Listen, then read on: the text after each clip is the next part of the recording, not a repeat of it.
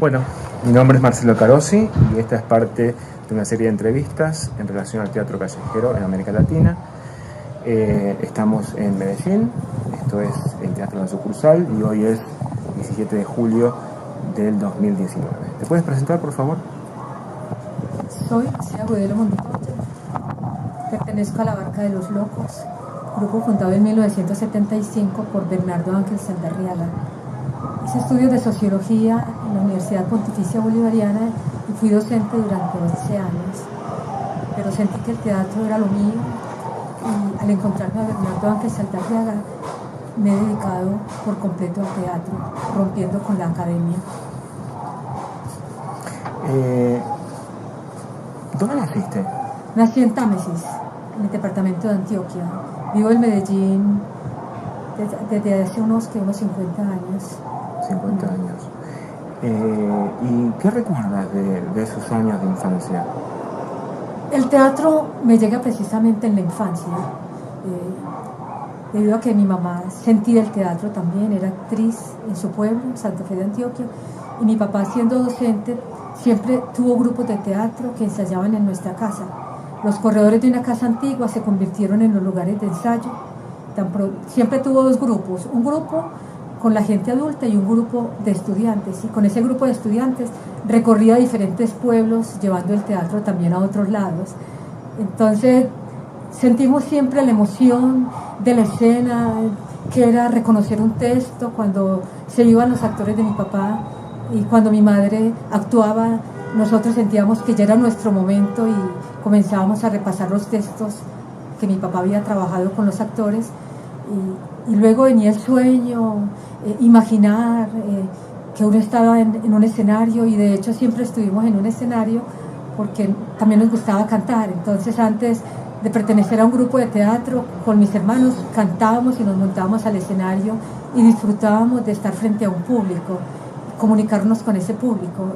Entonces, para nosotros fue muy natural estar siempre en el teatro. Ya cuando llegamos a la ciudad se rompe ese encanto por el teatro, porque en la ciudad encontramos que es muy difícil ver teatro y nos dedicamos a cantar y a hacer improvisaciones cuando estamos haciendo la escolaridad. Y no fue sino hasta que entré a Bolivariana a estudiar sociología. En ese momento era el auge del teatro universitario en el país. ¿Qué año fue eso? Eso fue en 1973. 1973, 72, 73, es el auge del teatro universitario en Colombia.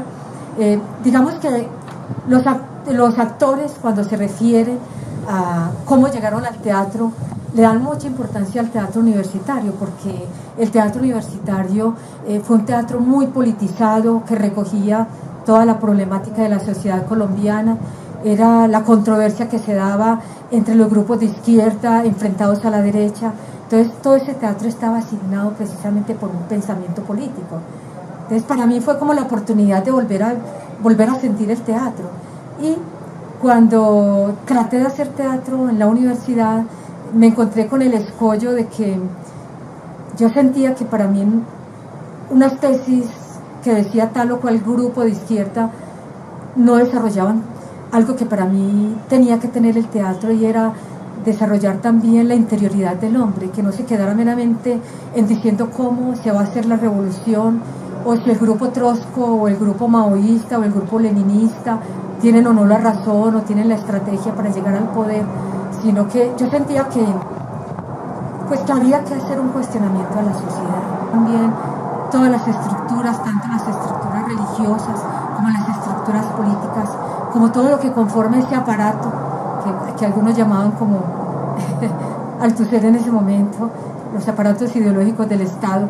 Pues no bastaba esa mirada sobre ese mundo que conformaba nuestra sociedad y que nos atenazaba, sino que había algo en el hombre, un sentir propio, un pensamiento que él tenía que seguir desarrollando, y él no podía acogerse a una nueva doctrina, a un nuevo catecismo.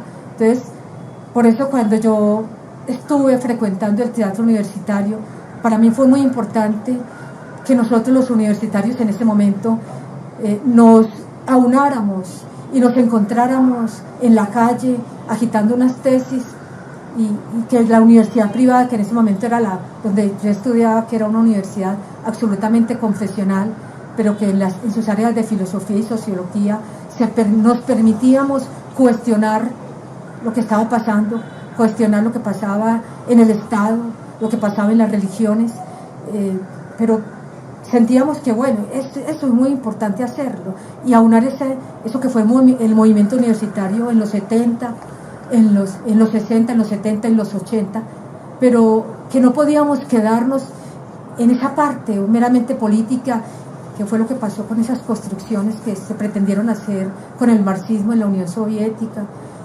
en la China, en Cuba, pues que no había que volver otra vez a caudillar el poder, volver a permitir que el poder se siguiera manejando desde unas cabezas, sino que cómo romper esas estructuras de poder, cómo tener una actitud siempre abierta e interrogante sobre quiénes son los que quieren manejar esos hilos.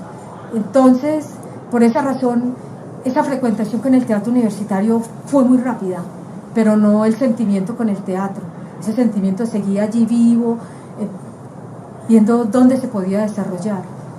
Y cuando estuve en Cartagena, trabajando como docente en la Universidad de Cartagena y en la Jorge Tadeo Lozano, siempre tenía esa preocupación de buscar el teatro, qué grupos de teatro se presentaban, conseguirle las obras de teatro a quienes estaban haciendo teatro, relacionarme con la gente que estaba haciendo literatura, que estaba haciendo crónica, que estaba haciendo cuento, porque para mí la literatura, la historia son básicas. Pues yo pienso que la poética, uno no puede desprenderse de esos sueños, de poner a volar la imaginación, el gesto, la libertad, buscar siempre la libertad y no permitir que nos atenacen. Esa era una preocupación constante a nivel personal. Y por eso cuando llego de Cartagena, que fue el último lugar donde ejercí la docencia, y llego a Medellín y me encuentro que hay un ser que viene de Bogotá y romper también unas estructuras del teatro que se hace en Bogotá, como es el TPB, el Teatro Popular de Bogotá. Un personaje como Bernardo Ángel Saldarriaga, un personaje que desde que uno lo ve, uno se impacta con su presencia, y más se impacta cuando conoce sus obras y cuando conoce que fue capaz de romper con una forma de hacer teatro que posiblemente lo hubiera llevado al estrellato y a la comodidad económica. Y cuando uno siente que viene alguien que está también con una desazón como la que yo traía de Cartagena, yo traía una desazón porque yo sentía que la docencia no era lo mío, que a mí me interesaba, pues sentía más la poética y sentía más la literatura y el teatro. Entonces cuando me encuentro a alguien que me dice que viene de romper una estructura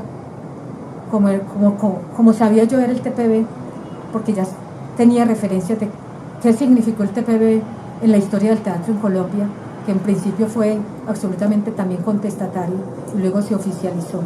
Cuando él me dice que no se soporta las estructuras de poder que hay dentro de esos grupos de teatro oficiales y que él necesita hacer una obra donde sea, porque él necesita el teatro como el aire, como su respiración. Yo en ese momento disponía de un espacio que era un apartamento. Yo le digo, bueno, yo tengo un espacio, invitamos a una gente y hacemos una obra. Y él hace Ni héroes ni mártires con otro compañero. Yo siento que tan pronto oigo esos textos y veo su géstica, veo su ritual. ¿En qué año fue eso más o menos? Eso fue en 1981 que lo encontré. Yo venía de Cartagena y él venía de Bogotá. Entonces fueron el encuentro de dos desazones. Ambos veníamos sedientos de rompimientos y de cosas nuevas. Y fue un momento donde podríamos decir que los astros se alinearon y nos encontramos dos sensibilidades.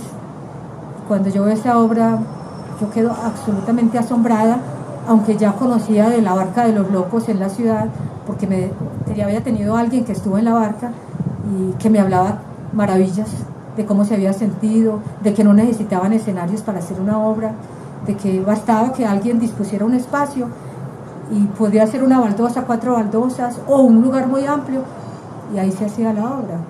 Entonces yo dije, bueno, abramos este espacio, esta frontera, hizo Ni héroes ni mártires, para mí fue absolutamente un viaje, yo sentí un trance, la experiencia que uno puede sentir que algunos sienten con la droga, con el alcohol, el viaje que se posible, ¿por qué buscamos las drogas? ¿Por qué se busca el alcohol? Pues yo no estoy haciendo ninguna apología, estoy simplemente diciendo que los seres humanos necesitamos romper la cotidianidad, romper ese mundo inmediato de lo económico, de las estructuras familiares que también en un momento determinado oprimen.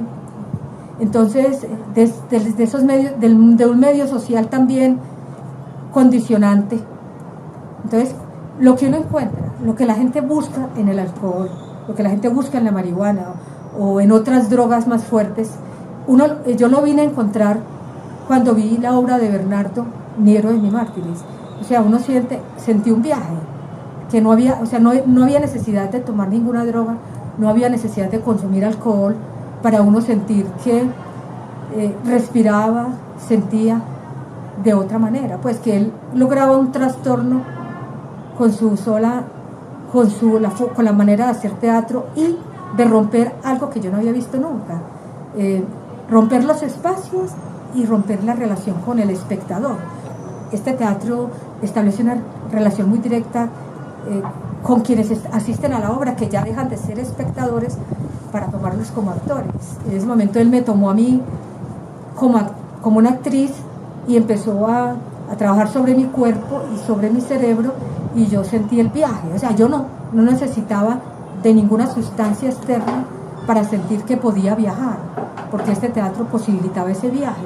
Era un descenso tanto sobre mi cuerpo, sobre mi organismo, absolutamente era un teatro orgánico, sino que además te provocaba un trastorno, tanto que a partir de esa primera vez que vi esa obra, yo empecé a perseguirlo por todas partes donde se presentaba, porque en ese momento él no tenía espacio, un teatro tal para presentarse, sino que él buscaba una casa cualquiera y allá estaba yo viendo la obra.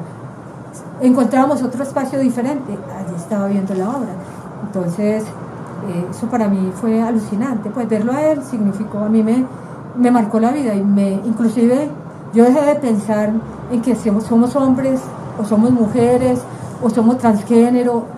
Para mí este teatro crea una especie de conexión con el cosmos y con el universo interior y exterior, porque siendo un teatro que piensa al hombre en sociedad, porque no ignora los condicionantes que el poder ejerce sobre ellos, es un combativo que te lleva a que te abras la cabeza, porque yo pienso que el teatro tiene que lograr eso, que para uno sea un acto único e irrepetible, que yo vea una obra siempre diferente. A mí me decían, pero usted ¿por qué sí lo sigue buscando? Si usted ya lo vio una vez, ¿qué es eso? Entonces yo decía, es que una obra como la hace Bernardo siempre es nueva, siempre, porque está la presencia de la creación en escena, de que la obra no es siempre la misma. El mismo contacto con el espectador que se toma hace que la obra cambie, de que la obra respire con otros aires, de que la obra es un riesgo siempre, nunca sabemos, y de hecho tenemos numerosas anécdotas al paso yo estuve con Bernardo por cerca de 37 años hasta el momento en que murió. Todavía desde su lecho de muerte él me seguía dictando textos. Fue ser absolutamente, para él el teatro era una religión, era un ser completamente comprometido con el teatro. Para él el teatro era su vida, era una cosa impresionante. Para él no existía más mundo que el teatro. Entonces todo el que estaba junto a él sentíamos esa impregnación y solamente existía eso, el teatro. O sea, para él no existía que lo económico, que mi sobrevivencia, que cómo me voy a alimentar. No, él era lo que uno podría decir un santo, como lo dirían otros actores, un santo del teatro, pues una santidad al revés, como diría él también, un santo al revés, porque fue supremamente cuestionador absolutamente de todas las estructuras que conforman la llamada pirámide, esa pirámide que no se hablaba en sociología, infraestructura y superestructura con Althusser, por ejemplo. Entonces, o sea, cuando yo estudié sociología, pero realmente cuando oí los textos de Bernard, yo dije que al diablo con la sociología, pues yo aquí todo lo que es el ser humano yo lo encuentro en sus textos. Entonces, yo no tengo, si voy a buscar literaturas, encuentro poética. Si voy a buscar historia, es parte de un entorno, parte de esta Colombia, pero no se queda en lo regional. Él piensa al hombre también en relación con esos mundos interiores que nos llevan a volar y a reconocer el Oriente, por ejemplo.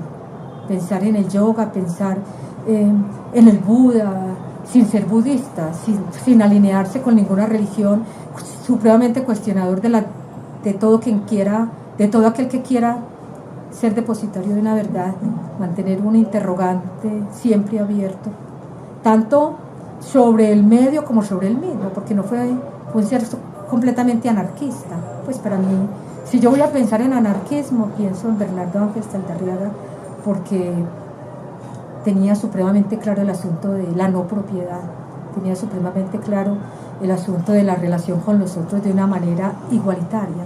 O sea, para mí era encontrarme con un ser que reunía eso que llaman las estructuras, pues eso que era capaz de pensar las estructuras de poder sin haber pasado por la academia.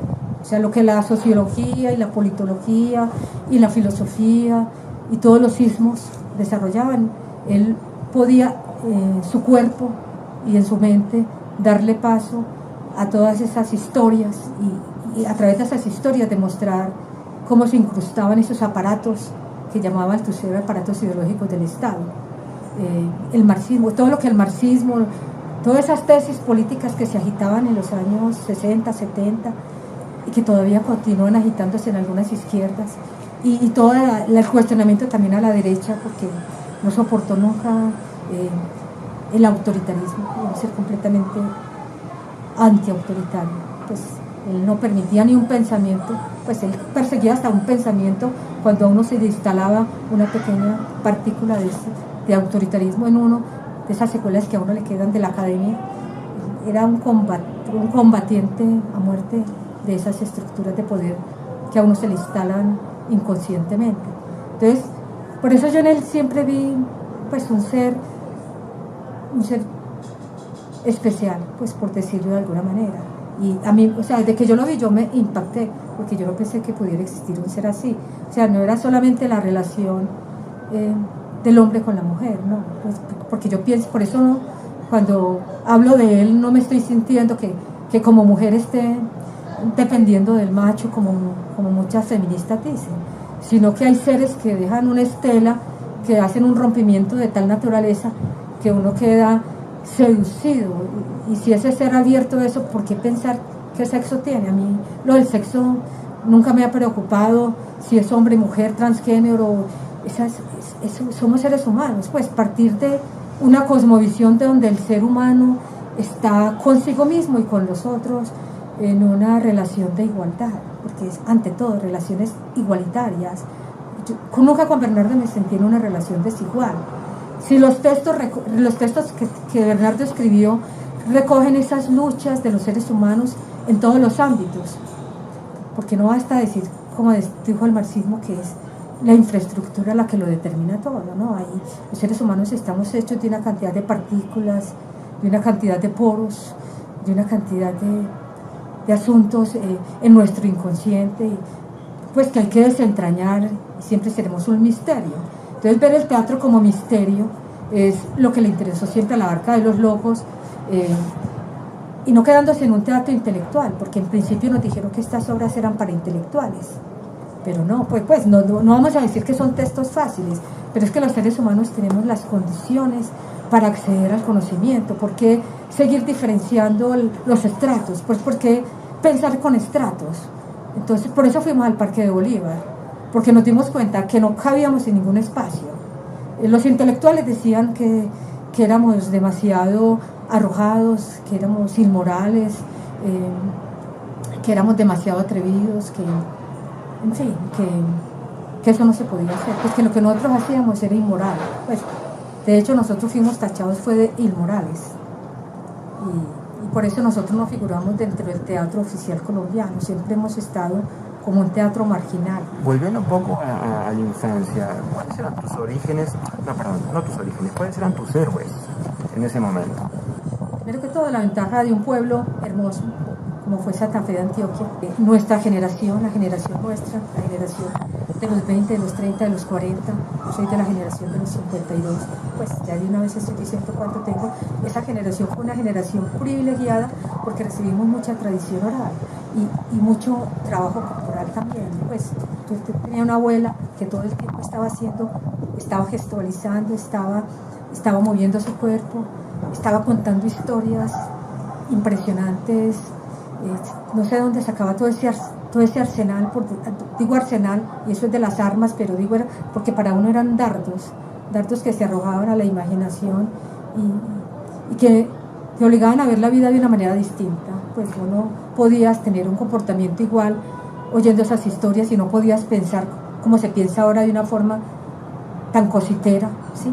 Tan funcional, porque uno tuvo un alimento, ese alimento de los viejos fue, en mi caso fue muy importante, y ver una mamá y un papá haciendo teatro, eso para uno era una maravilla, aunque ellos después tuvieran pánico cuando vieron que yo volví al teatro. A ellos les dio pánico porque yo dejé clases, dejé la sociología, y eso para ellos fue terrible, pues. Aunque ellos hubieran sido tan románticos en los años en que nosotros éramos infantes, ya ver que uno quedaba como a la deriva, pues, porque ellos siempre vieron que el teatro que nosotros hacíamos era un teatro muy difícil, que nos iba a poner en contra de toda una institucionalidad.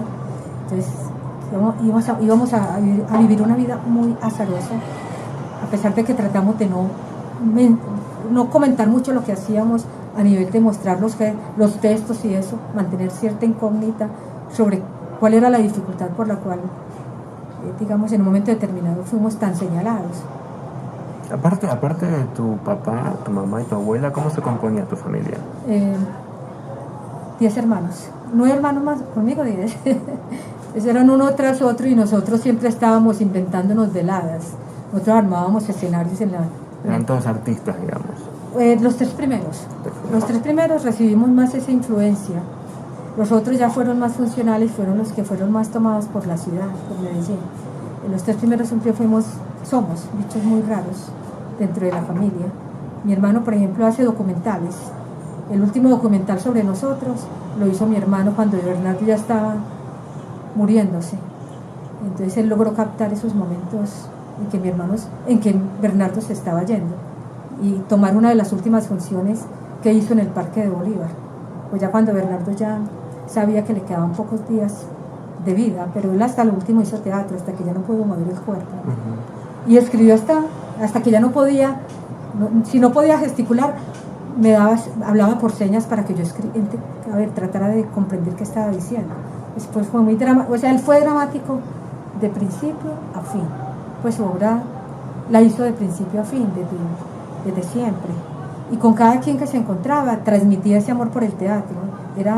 Pues yo no he conocido a alguien así, pues que sea tan sincero, que no sea capaz de decir una mentira en un medio tan trastornante como este, que no sea capaz de utilizar a nadie cuando todos estamos viendo quién nos puede servir, vamos allí porque es que sí, con este puedo adquirir tal o cual bien. Él tenía, para mí, un ser fuera de órbita, totalmente.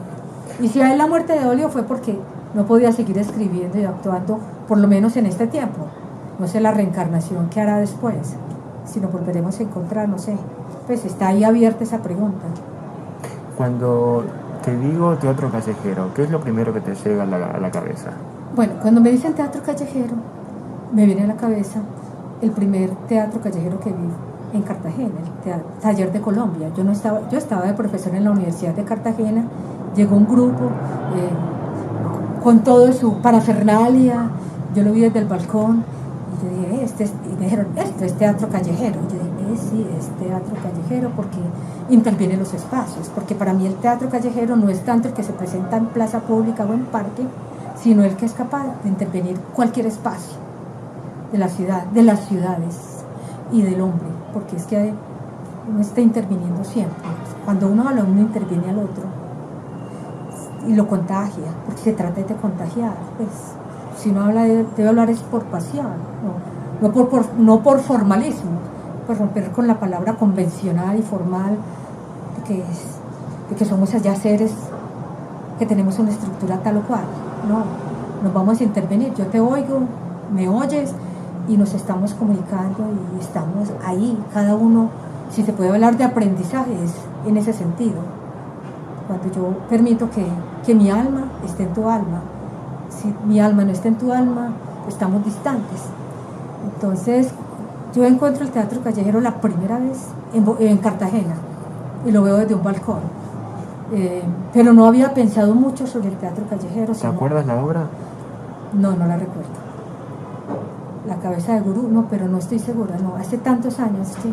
Eso fue en el 79, entonces no recuerdo la obra, pero a mí siempre, o sea, para mí el teatro siempre fue un puntal, para mí fue la posibilidad de comprender la totalidad del ser humano, sin ismos, porque todos nos están dividiendo. Entonces eso de que habla Antonin Artaud, de que nos han convertido en seres fragmentados, cómo volver a unir esos pedazos que han quedado de nuestra piel, de nuestra sangre, de nuestros órganos, cómo reconstituirnos. Y yo encontraba, cuando me encontré esa obra Ni héroes ni mártires, sentí que esa era la posibilidad de volverme a rehacer, de no seguir en compartimentos, de no tener un cuerpo habitado por compartimentos donde cada uno piensa de una manera independiente. Cómo lograr una unidad de pensamiento donde la acción y el pensamiento están unificados y no está mi pensamiento por un lado y mi cuerpo por el otro.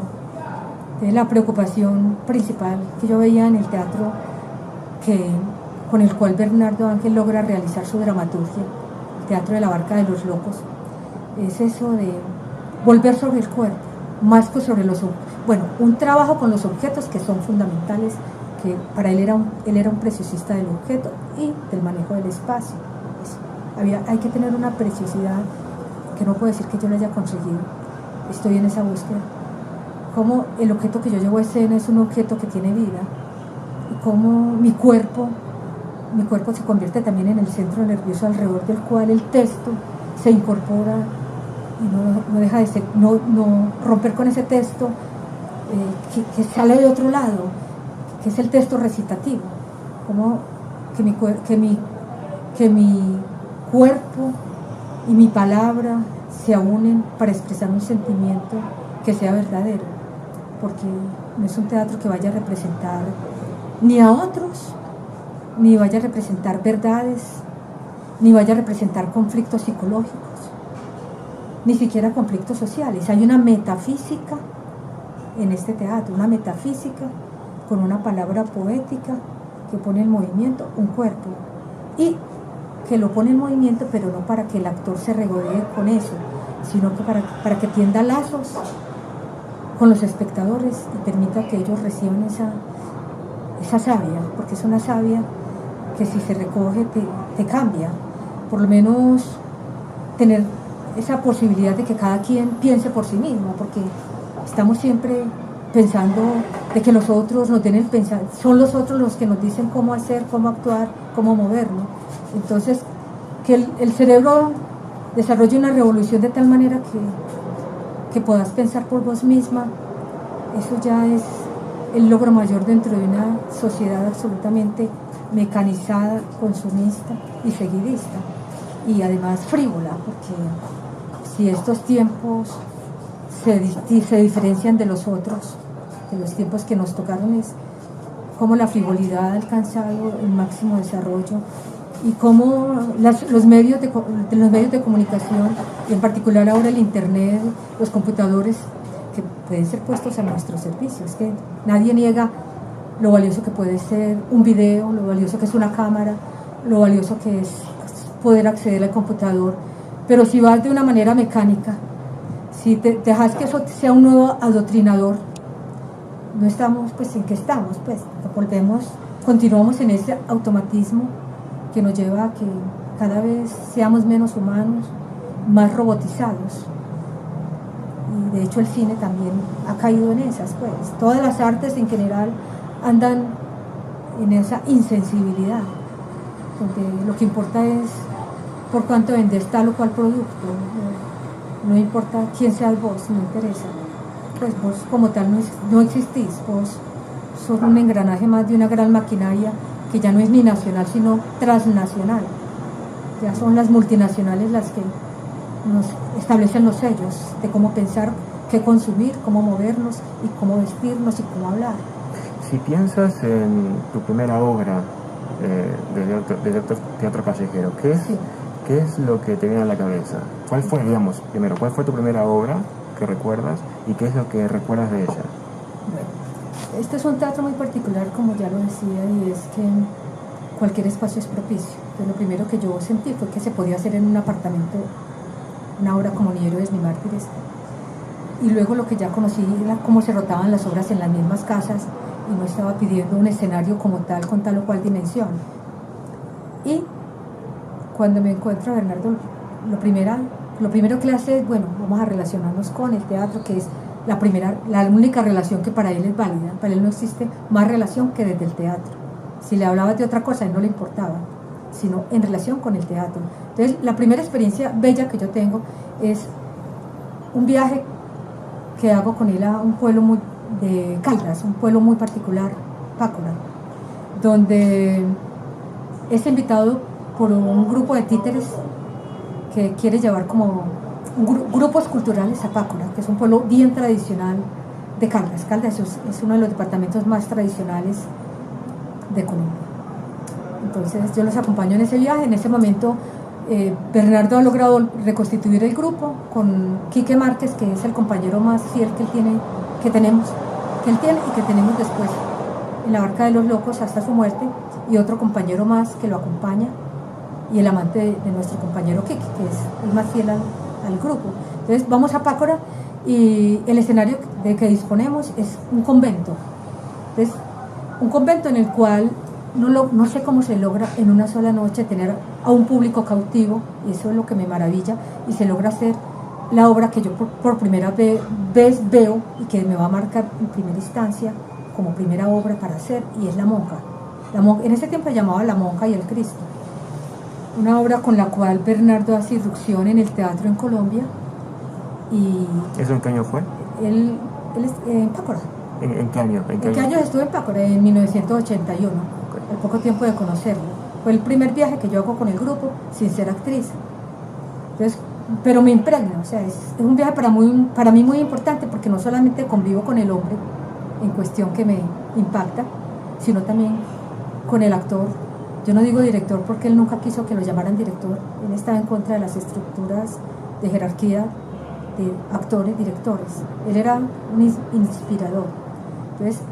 Entonces en una sola noche logra así, con un público general, público de pueblo, se hace La Monja, Ni héroes ni mártires, y se hace una obra que es tan difícil, que es la historia del zoológico de Edward Albee, que ya también la tenían montada, y el público ahí aprisionado por esa magia. Entonces para mí fue sentir que el teatro no tenía ni condiciones sociales ni condiciones de pensamiento, que tenían que ser intelectuales para poder ver las obras, y que además de eso en un convento de unas monjas se podían hacer obras que las cuestionaban a ellas mismas, que ellas mismas ni sabían qué estaba pasando allí.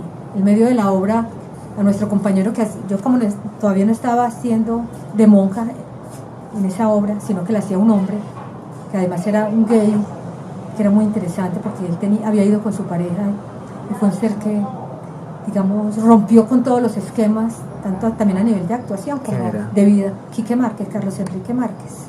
Ese ser se entregó a la Barca de los Locos desde que conoció a Bernardo. Y hasta que se murió estuvo con él. ¿De qué trataba La Monja? La Monja, sí, son parte de unos coros que recogen toda la problemática del hombre en torno al poder y a las estructuras que lo están avasallando. Y estos coros, dice Bernardo, que se le vinieron de golpe cuando oyó que a Martin Luther King lo habían matado, lo habían asesinado. De una vez escribió esos textos. Entonces para mí son muy significativos por eso. Entonces, y viene luego, arrancamos con unos coros. Poseemos muchas cosas, ninguna en especial, cuando nos vemos como seres en un mundo que sí es el nuestro. Nos duele cuando ellos nos tiran, pertenecen al barro que los sustenta. Todo hombre, por mísero que sea, está en la posibilidad de ser. Somos los hombres que con su hálito de vida soplan sobre la llaga del mundo. Muchos de ellos son perseguidos. Su mensaje se ha cubierto de sangre. Todo es lucha, dolor, duda y plenitud. Todo lo envuelve. Los sonidos proceden de ella y a ella vuelven. La lucha se ve a sí misma en el rostro de cada hombre. Cuando la luz apareció, dijeron: una gran planta de energía eléctrica ha sido inaugurada por el gobierno. Se olvidaron que el hombre es la luz del mundo. Cuando el caos nos sacudió, dijeron: el mundo está en poder de algunos. Se olvidaron que cualquier tiranía es devastadora. Ascienden los que ascienden y sufren los que son maltratados por los sistemas. Hombres sistemas que nos escuchan, hombres sistemas que vendrán después, no hagan de él un sistema. Los hombres padecen de opresión por otros hombres que se escudan en los sistemas para cometer atropellos. Escuchadnos, hombres que masacráis el nombre de los derechos humanos, el nombre de los deberes patrióticos. Escuchadnos, hombres del tesoro público que oprimís a las viudas y pobres. Escuchadnos, hombres que maquilláis los cristos de vuestros capitolios y oratorios privados y luego entornáis los ojos ante el Cristo de vuestra cabecera. Hombres de esta calaña no son libres, aun cuando desfilen con la cabeza baja, porque en sus corazones rumian fechorías que amparan en sus códigos y legislaciones. Fechorías de Te Deum, laudamos y ahorcamos. Si hay levantamiento, les mandamos el ejército y les negamos los sacramentos del alma, porque Cristo no quiere la guerra. Nos dicen: podemos venderles la libertad a pedacitos, pero no a largo plazo. Si sois buenos y acatáis todas nuestras órdenes, sus fábricas benditas por Cristos rígidos y clérigos vendidos agotan las fuerzas de hombres exhaustos. No vale la pena, dicen, no vale la pena, dicen, y llenan las cárceles, cantan responsos, pero el hombre no los quiere escuchar. Entonces, después de esos coros, la monja se viste como monja, porque en ese momento hemos hecho los coros de truzas. Se ha colocado en el escenario una cruz, que puede ser cualquier palo, y cuando existía el actor se asumía como Cristo, y lo colocábamos en el palo. Cuando se muere Quique, tomamos a un espectador y le llevamos a la cruz. Luego entra la monja con sus vinajeras y empieza a construir, a pintar las llagas del Cristo. Entonces le pinta todas sus llagas, le coloca una corona de espinas y luego se oye una voz del obispo, pues de alguien, no es una voz simplemente, una voz que dice: hija mía, no es una vestal, es un ser vivo, por eso lleva la corona de espinas.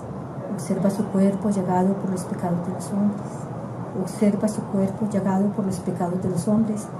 Tienes que hacer esto todos los días, hija mía. De otra manera, Él se aburrirá de estar entre nosotros. ¿Y qué sería de los hombres sin su infinita misericordia? Él accedió a bajar a una cruz y por nuestra generosidad Él permanece perdonando nuestras culpas. Es por eso que en este recinto todo se le debe hacer grato. Así estará siempre con nosotros, justificándonos todo. ¡Qué gracia tan sublime descender hacia nosotros para que no nos sintamos avergonzados! La monja empieza a limpiar más rapidez las llagas, a untarlas más de sangre. Cuanto más limpio quede, mejor para nosotros. No podrán decir que sufre por nuestros pecados. Es necesario desinfectar las llagas del Cristo para que pasemos como dechados de amor. Tenemos que borrar de esos ojos lánguidos la tristeza para continuar en nuestras bacanales.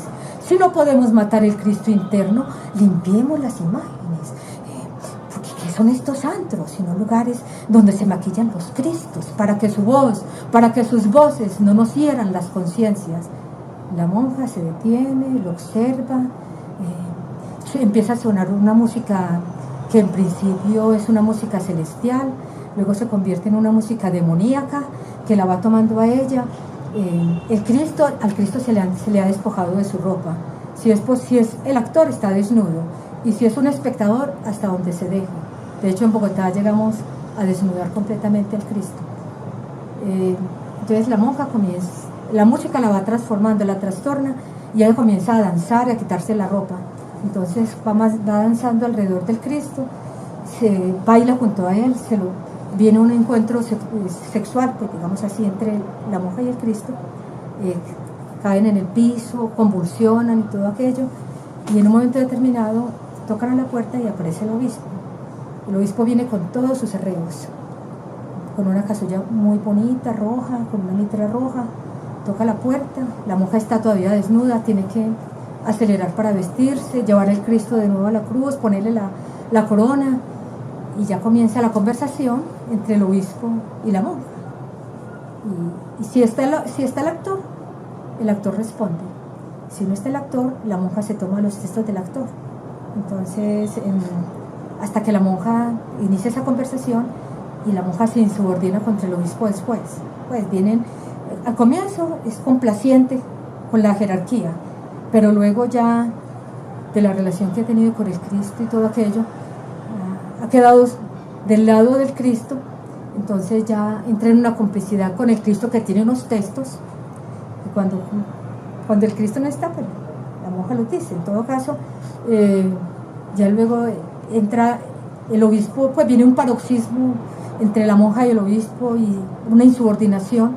Entonces cuando la monja se hacía con más actores, aparecía un verdugo que azotaba a la monja y la llevaba contra el Cristo y la azotaba. Ya luego la fuimos simplificando, y ya era el obispo el que simplemente arrojaba a la monja contra el Cristo y hacía el simulacro de azotarla, y luego venían los textos finales, porque ya la monja se ponía del lado del Cristo y el Cristo se perdía entre los espectadores, que ya no era necesario más Cristos.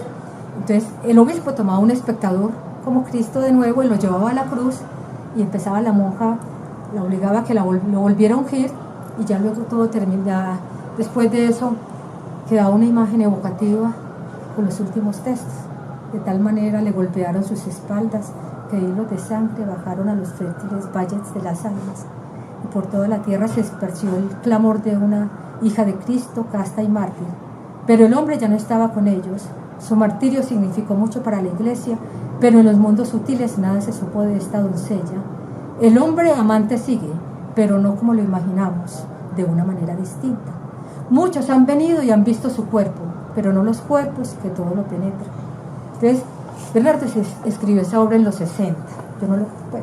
En ese momento él venía de una formación eminentemente católica, de unos padres muy fanáticamente religiosos, tanto que a los 5 años ya estaba estudiando en el seminario, era acólito. Primero fue acólito desde los 5 años, por eso aprendió el latín.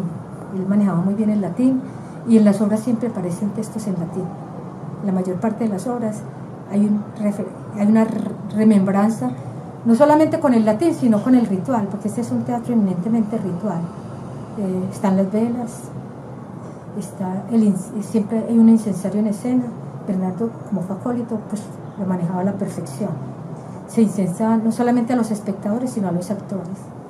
Y hay música gregoriana, por ejemplo, esta música, nosotros, pues, cuando lo hacíamos en espacio cerrado, trabajábamos con Bach, la música gregoriana, y todo lo que fuera bien religioso, las letanías de todos los santos, los ermitaños. Siempre lo religioso para nosotros fue un referente, pues no solamente a nivel lo religioso. Sí, ¿el vestuario cómo era? La monja tenía todos sus arreglos, pues tenía, como es una monja, pues con su túnica, con su cofia, con todo, con su manto, con su cordón, y nosotros nos habíamos conseguido, no vamos a contar cómo,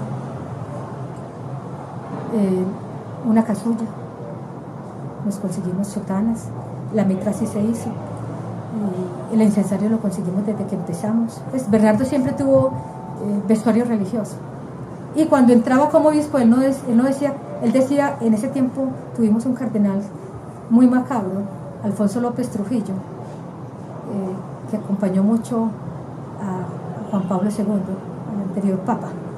Entonces fue muy maquiavélico, fue una peste.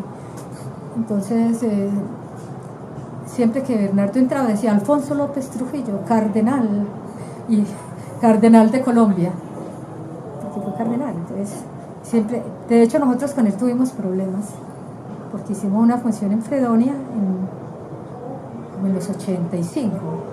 Estábamos en el Parque de Bolívar, pero nos invitaron a Fredonia, porque había un grupo que estaba estudiando el Marqués de Sade, y nos dijeron que, pues, que era para un grupo literario, porque nosotros, cuando vamos a los pueblos, nos planteamos las condiciones de los pueblos, no es que los vamos a avasallar, pues porque hay obras que, para un pueblo, de hecho, pues, varias veces me cuenta un pintor que vive en este momento en La Ceja, que una de las veces que se dijo que se iba a presentar la monja, a mí no me tocó, en Río Negro, lo recibieron a pedradas, porque ya tenían antecedentes de la monja.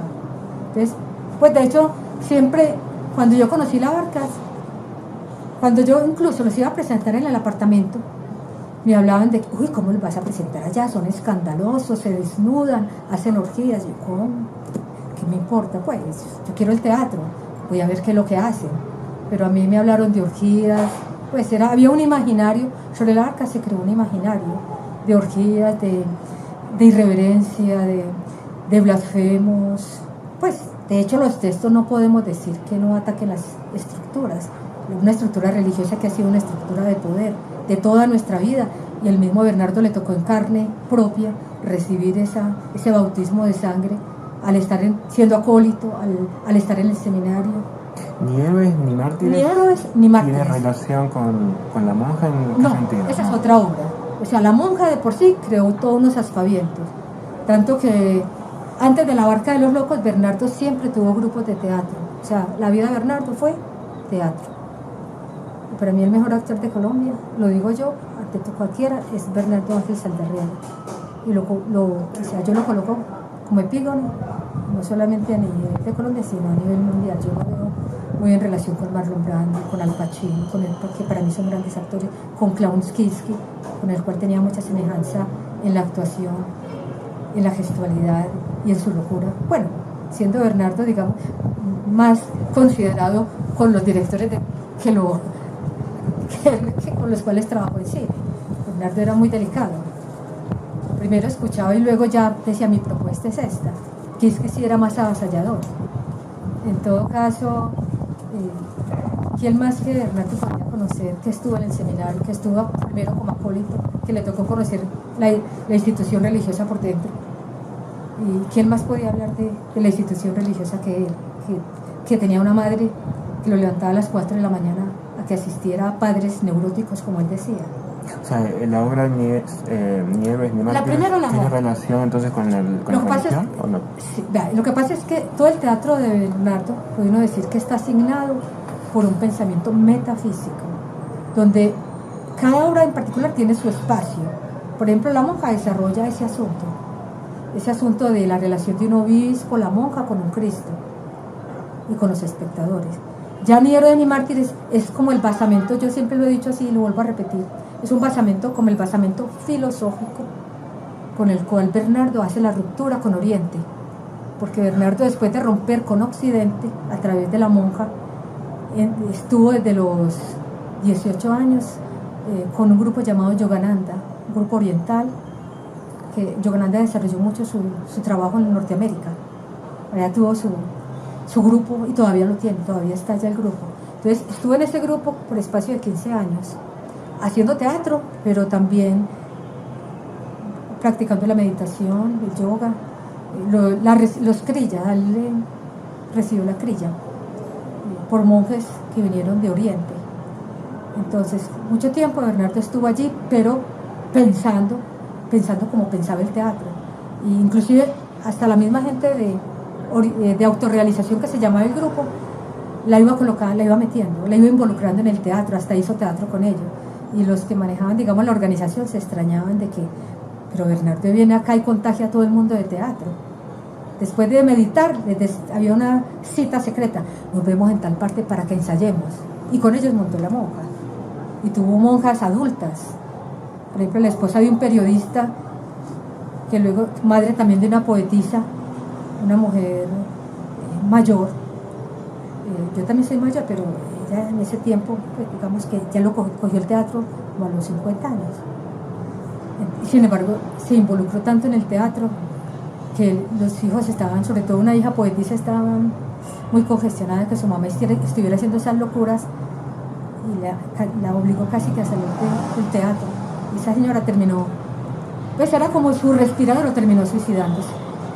Porque para ella el teatro es una terapéutica, el teatro sana, el teatro te cambia la cabeza, te cambia el organismo. Entonces, si aún no te permiten y te coartan para que no lo hagas, ¿cómo te vas a sentir? A Bernardo se lo trataron de sacar la familia, por eso detesta a la familia. Pues tiene una prima con la cual se relaciona ahora, se relaciona en los últimos días y yo todavía me relaciono con ella, pero la familia para él fue inexistente porque le bloquearon lo más sagrado que él tenía, que era el teatro, porque él en el seminario hizo teatro, en su barrio hizo teatro y él siempre vivió con el teatro. Y su mamá, cuando él entró a Bellas Artes, no dejó que estuviera mucho tiempo en Bellas Artes porque era el momento del existencialismo, era el momento de las películas de Fellini, todo el neorrealismo italiano, de Henry Miller. Entonces él todavía estaba en Oriente, pero él seguía, cuando estudió en Bellas Artes, tuvo una posibilidad de creer, él creía que el teatro se podía estudiar, y él después entendió que no, que lo tenía que empezar a realizar en él mismo. ¿Cómo es que la obra rompe con Oriente entonces? Sí, entonces, ¿por qué rompe con Oriente ni héroes ni mártires? Porque cuando él está en autorrealización, meditando, él no puede abandonar el teatro, sigue haciéndolo. Entonces, en una de las meditaciones que tiene, en una meditación, él ya está inconforme con esa manera con esa guía que quieren hacer de cada uno de los que forman ese grupo de Yogananda, pues con ese reglamento, con esas prácticas, con una práctica donde te llevan unas cartillas para que te desarrolles la cartilla. Él no quiere cartillas, aunque sean las cartillas de Oriente. Entonces, de una meditación, dice él, se le vino el texto, ¿sí?, de Ni héroes ni mártires. Y el texto: creemos en un mundo sin santos, sin mártires, sin héroes, sin miedo, sin valentía, sin misterios impuestos, sin culpables y sin inocentes. Toda esta caterva de impúdicos cobran su precio muy alto, porque donde hay santos hay desconciertos hediondos de impuros, donde hay mártires hay sangre de inocentes, donde hay héroes hay vencidos, donde hay plegarias hay maldiciones. La tierra se purifica cuando la hayan abandonado los santos, los mártires y los héroes. La santidad de nuestra escala es la esencia de la estupidez, pero con aureola. Entonces, esa obra se le vino de observar los comportamientos uniformes de la gente que asistía a esas prácticas de Oriente con Yogananda. Entonces él dijo: no quiero, yo ya rompo con esto, y con esa obra. Entonces terminó rompiendo con la organización también, y estuvo haciendo teatro en la Universidad del Cauca con una pianista con la cual se fue para el Cauca. Y en este tiempo la Barca todavía no existía. Cuando escribió Ni héroes ni mártires, no existía la Barca, sino porque él, antes de fundar la Barca en 1975, tuvo otros grupos.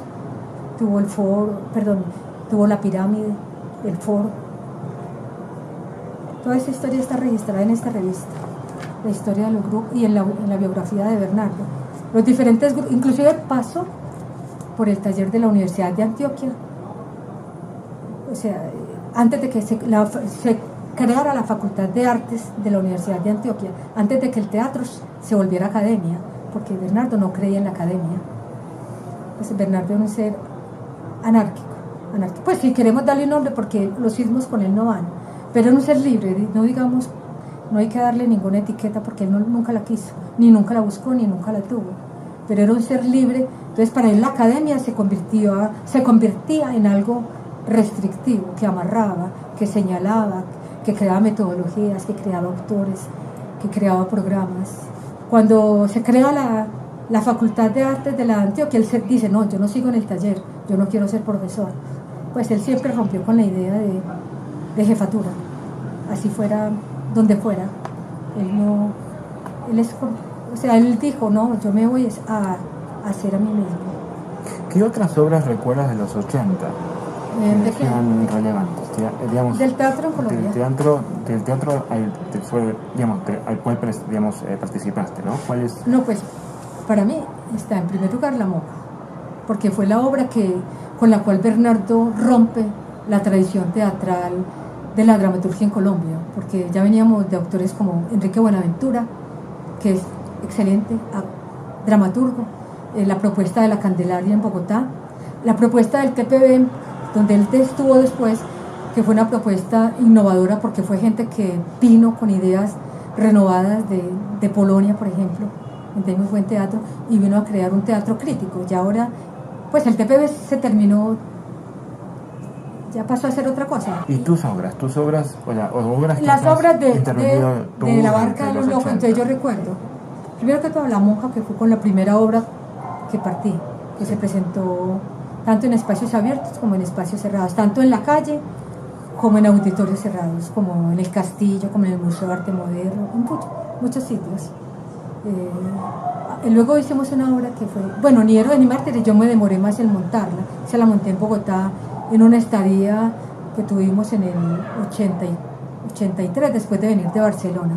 La montamos en un sitio en Silvania donde vivíamos. Pero antes de eso montamos la obra más polémica, que fue la que más desazón, la que nos originó la censura mayor, que es esta, Aúllan los lobos. Aúllan los lobos, que tiene 3 cantos: el monstruo soy yo, la relación de la pareja y una parte final que se desarrolla en el pantano de los cerdos, la ponzoña.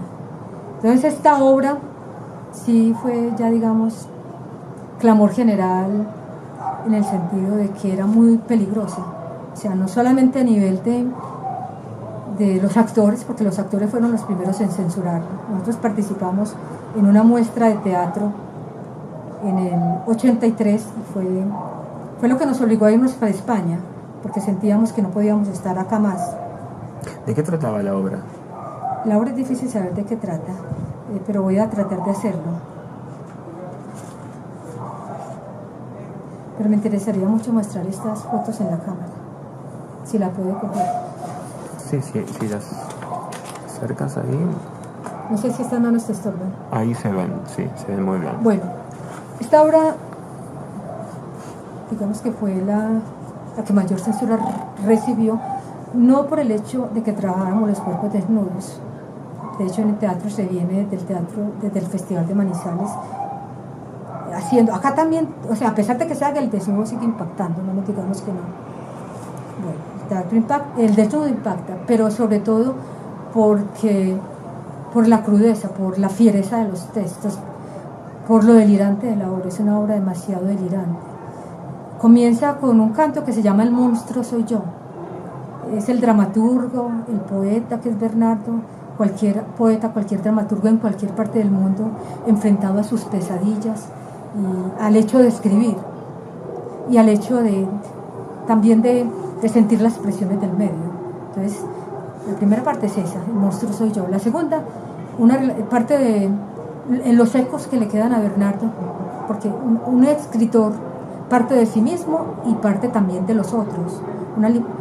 Lo único, no puede uno decir, como dijo una periodista una vez refiriéndose a esta obra, es que Aúllan los lobos son las vergüenzas de Bernardo. Pues, ¿cómo va a decir eso? Pues uno sí habla de sus vergüenzas en los textos, pero eso no es lo único que alimenta una obra. La literatura está hecha de algo más que uno parte de su mundo interior, pero llegan otras evocaciones y todo lo que lo circunda. Entonces, la segunda parte hace referencia a la relación que tuvo Bernardo con una actriz de Cali, que no estaba en condiciones de entender la propuesta que él tenía, aunque actuó con él en algunas obras, pero ella pertenecía más a un mundo cotidiano. Entonces, cuando él estaba en el TPB, que para ella era muy gratificante que estuviera en un grupo oficial, se da un rompimiento muy fuerte en Bogotá. Entonces, ¿quién era esa actriz? Una actriz llamada Ofelia Cortés, ya murió. Esa niña muy joven, no por el hecho de ser joven, sino porque el mundo que ella tenía no le daba para comprender la complejidad de un ser tan difícil desde el punto de vista de sus descensos como era Bernardo. Pues Bernardo no tenía no tenía censuras, ni para él existía ni lo bueno ni lo malo, era un ser, como diría Nietzsche, más allá del bien y del mal. Entonces ella no podía, pues su mundo no le daba para comprender el teatro que hacía Bernardo. ¿Y de qué va esa segunda parte? Es la relación de la pareja, entonces muestra toda esa cosa dura que se da en una pareja, ¿sí? Estira bien la pierna, está llena de morados, aquí uno y otro, cada vez más grande. Y le dice él a ella, ¿por qué no te quitas la ropa? Bueno, empezaré por desvanecerlos. Le dice él a ella, está bien, arañame con las uñas de los pies, le dice ella, entiendo que no te gusta recortártela. Quietecita, no duele tanto, eso es, ahora se voltea. Eso es así, no siento mucho dolor, rasgas la piel, comienza a salir la sangre y dice ella, hija de puta, pero nos gustan estas labores o no. Creo que el pájaro de lo maligno nos visita esta noche, tu espalda es la de una bestia del sexo. Y le dice ella, muérdeme aquí, clava tus ojos en este soplo del corazón, aprovéchame antes de irme tras de él y para siempre. Le dice, apóyate en mí, saboréame, toda untadita, no te pesará. Este ha sido un día de engaños para con todos ellos. Mira qué erecto estoy, como centinela en vela, como una factoría que destroza hombres. Algo así debe ser el poder. Entonces es toda una impugnación de la pareja, pues un encuentro de sus interioridades, de sus dolores, pero siempre de una manera, Bernardo no lo puede hacer sino críticamente. Esa es la obra que está acá. Y la parte más dura, pues la que más escozor causaba porque ya no la puedo hacer con Bernardo, la parte llamada La Ponzoña, que se desarrolla en el pantano de los cerdos. Entonces, voy a leerlo directamente para que no se me olvide, porque yo tengo los textos en la cabeza, tanto los de Bernardo como los míos, pero uno, pues de la emoción, se le pueden ir los textos. Entonces dice así La Ponzoña: los espectadores llegan al lugar de las calaveras, hoguera, música, pantano. Él y ella se preparan en el bosque con sus respectivos padrinos que cuentan sus hazañas. Dicen los cantos: desnudo irás a su encuentro, esta unión se hace necesaria, la púdica doncella te espera. Dice ella: ¿dónde está mi amado? El bejuco, yo me adorno para él. En mi cabeza las flores, los perfumes del campo y azahares. El anunciador dice: señoras y señores, tomen asientos envueltos en sus mantos, muevan ligeramente los hombros. Canto de un pájaro, se retira el hombre, música Carmina Burana de Carpor, Fortuna. La mujer va saliendo desnuda, cubierta solo por un manto talar blanco. En su cabeza una corona de flores, en sus manos una copa de plata. Sus cuerpos desnudos, solo tocados por capas, se reconocen y beben un vino de alternancias. La copa es levantada por la mujer. Las manos del hombre tocan los hombros de esta y se abren sobre los espectadores. Hombre y mujer se despojan de su capa y baja palpando el cuerpo de la mujer. El hombre se despoja de su capa y baja palpando el cuerpo de la mujer hasta quedar arrodillada con la cabeza entre sus muslos. La mujer permanecerá de espaldas al público hasta iniciarse el juego prohibido. Voy a leer algunos textos para que tengan idea. Dice la mujer: tú, el de la verga grande, te damos el ósculo de paz en el anunciado prepucio. Dice el hombre: los aceites aromáticos para tu vagina. Momentos fatales: el hombre abre sus brazos mientras la mujer se da vueltas y camina como una diosa al borde del escenario. Relatos del hombre: en un mantel blanco llevan cuchillos, insignias del mando militar y eclesiástico. Comienza la ceremonia en el pantano de los cerdos. Los espectadores deben guardar compostura. Sereno, noche, cirios, pólvora, sogas, hoguera, mierda en vasija. Dice la mujer: caga. El hombre dice: diga mierda, y así borramos de una vez por todas las tiranías. La mujer: mierda con toda la jeta. Pero necesito tener un general de soles diademado. Escozor puto, me cago en el ejército. Dice el hombre: contraponga el culo. Póngase en cuatro patas para que pasen todos los batallones. El alférez con su verga en alto. La mujer: flores de siempre vivas. Una vez adentro cierro el culo. Dice el hombre: dolor gastado. 4 generales mueren asfixiados. Se los tragó la manigua. Salutaris meus. dice la mujer. Ojo de buey. ¿Crees que pueden caber los tanques? La ojeada perfecta, dice la mujer. Dice el hombre. Ayuctorium, la artillería irá por delante, mujer. Cha, cha, rápido, antes de que se me pasen las ganas. Hombre. Curriculum meus, cague con toda la confianza que la patria se salva. Entonces, como ven, es un texto, digamos, contestatario, por decirlo de alguna manera.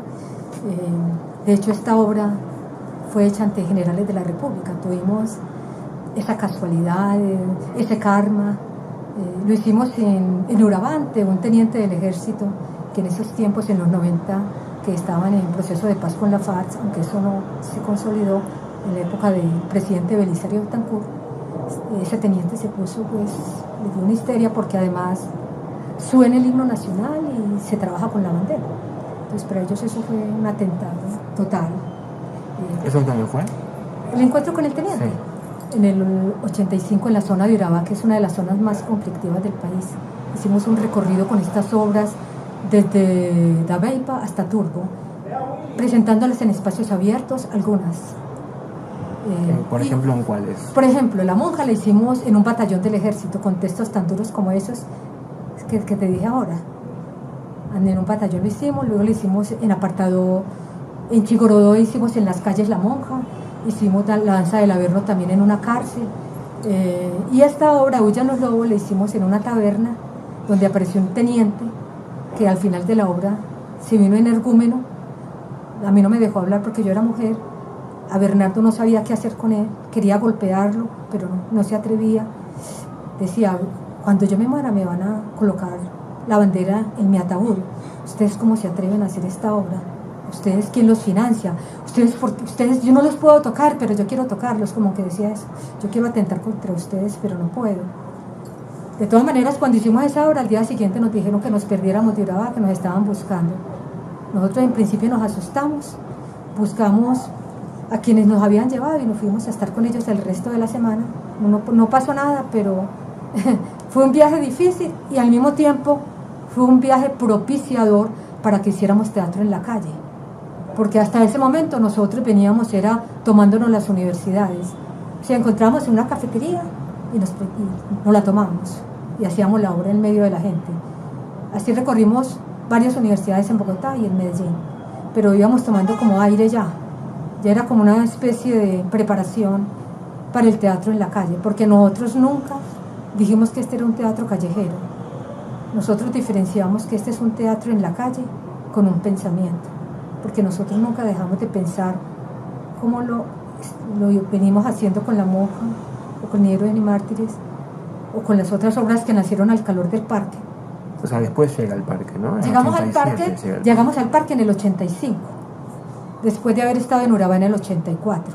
O sea, nosotros llegamos de Urabá y sentimos que hay que romper la censura, porque ya estábamos demasiado censurados. Íbamos a un sitio, votaban a la persona que nos llevaba. Por ejemplo, nuestro compañero estudiaba comunicaciones, Quique Márquez, estudiaba comunicaciones en la Bolivariana. Hicimos allá 2 obras, Ni Héroes ni Mártires, que la hizo con su amante. Y nosotros hicimos Aúllan los Lobos y... claro, voló de Bolivariana, lo echaron.